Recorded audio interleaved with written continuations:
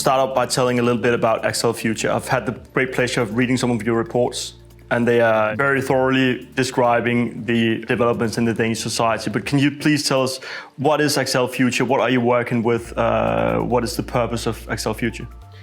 So we were founded in 2013 by the investment team of Axcel. We had made some good investments, among others in Pandora. And we had some money we could invest in something. We didn't know what at the time, but we decided that it should be in AXCELFUTURE. So this is today a business-oriented think tank. So we work from an economic perspective with business analysis, analysis on climate and globalization, looking at how business framework is affecting businesses in Denmark particularly.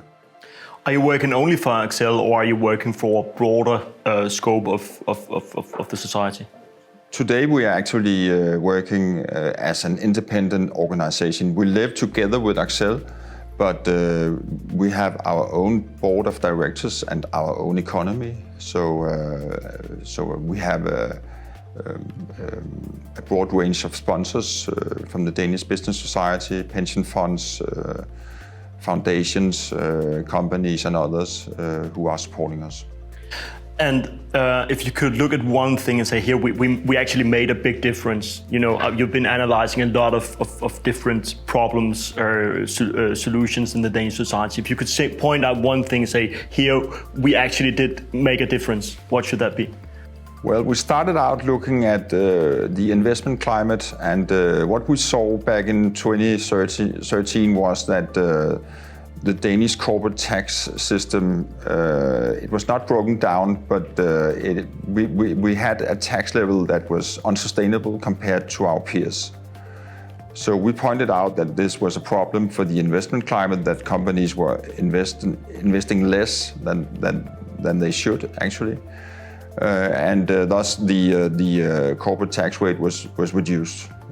Also, we looked in 2017, I think it was, or 2016, we looked at the IPO market, and actually we managed to get the whole market to sit in one room and discuss what could we actually do to make sure that smaller companies, SMEs, chose to use the IPO market as a source of capital.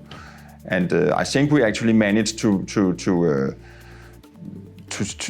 analyze what they had been successful in doing in Sweden, where they have a different approach with a lot more IPOs than we see in Denmark. And today we actually managed to, we can actually see that we have managed in getting more IPOs among SMEs.